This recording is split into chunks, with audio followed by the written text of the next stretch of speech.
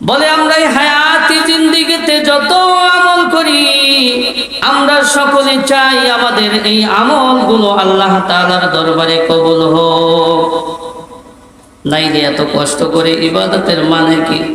শীতের মৌসুমে এশার ফজরের ওযু করতে অনেক কষ্ট হয়, গরমের দিনে রাত ছোট, শেষ রাতে উঠতে খুব কষ্ট হয়। যদি আমার ইবাদতটা কবুলই না হয় তাহলে ইবাদত করার মানে কি?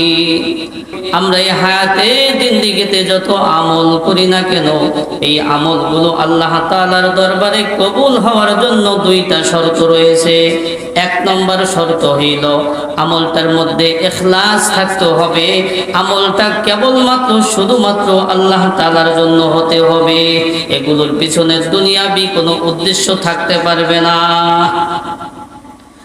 দুই নম্বর শর্ত হইল আমলটা শরীয়তের নীতিমালার আলোকে তথা সুন্নাত তরিকায় হইতে হবে। দুইটা শর্তই থাকতে হবে।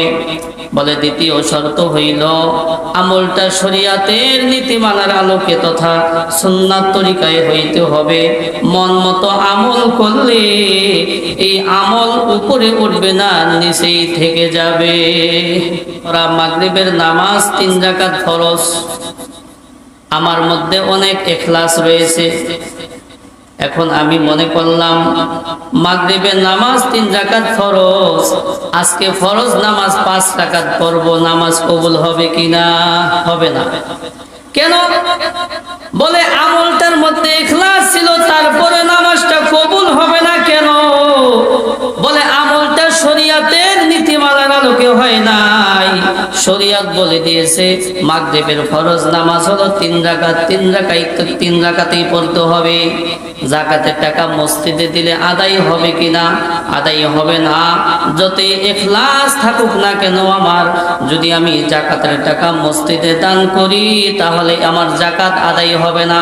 কারণ যাকাত দিতে হয় নির্দিষ্ট কোনো ব্যক্তিকে ওই মালের মালিক বানায় দিতে হবে। মসজিদ কারো ব্যক্তিগত ঘর নয়, মসজিদ আল্লাহ তাআলার ঘর। অতএব আমি মসজিদে যাকাতের টাকা দিলাম, কাকে দিলাম? মসজিদ হলো আল্লাহর ঘর।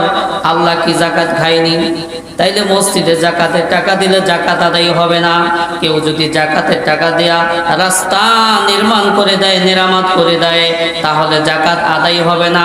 কেন? বলে যাকাতের টাকা দিতে হয় নির্দিষ্টভাবে, কাউকে যাকাতের ওই টাকার মালিক বানায় দিতে হয়। রাস্তা সবার, কাকে আপনি মালিক বানাইছেন? অতএব যাকাতের টাকা দিয়ে রাস্তা করে দিলে যাকাত আদায় হবে না। মা বোনদের প্রত্যেক মাসে একটা অসুস্থতা আছে, বাচ্চা প্রসবের পরে 40 দিন অসুস্থতা আছে। এখন আমি যদি মনে করি যে আমি তো নামাজ পড়তে পারি, আমি রোজা রাখতে পারি, তাহলে সমস্যা কি? সমস্যা আছে। আপনার এই নামাজ রোজা তো কবুল হবে না, বরং আপনার হারাম হবে। কি হবে? হারাম হবে। কেন? বলে আমলটা শরীয়তের নীতিমালার আলোকে হয় নাই। শরীয়ত বলেছে এই সময় নামাজ রোজা করা হারাম, নামাজ রোজা করা যাবে না এই সময়। তো বলতেছিলাম এই হায়াতে জিন্দেগিতে আমি যত আমল করি, এই আমলগুলো আল্লাহ তাআলার দরবারে কবুল হওয়ার জন্য দুইটা শর্ত রয়েছে। এক নম্বর শর্ত হইল আমলটার মধ্যে ইখলাস থাকতে হবে, কেবলমাত্র শুধুমাত্র আল্লাহ তাআলাকে রাজি খুশি করার উদ্দেশ্যে করতে হবে। দুই নম্বর শর্ত হইল আমলটা শরীয়তের নীতিমালার আলোকে তথা সুন্নাত তরিকায় হইতে হবে। তাহলে আশা করা যায় আমার আমলগুলো কবুল হবে।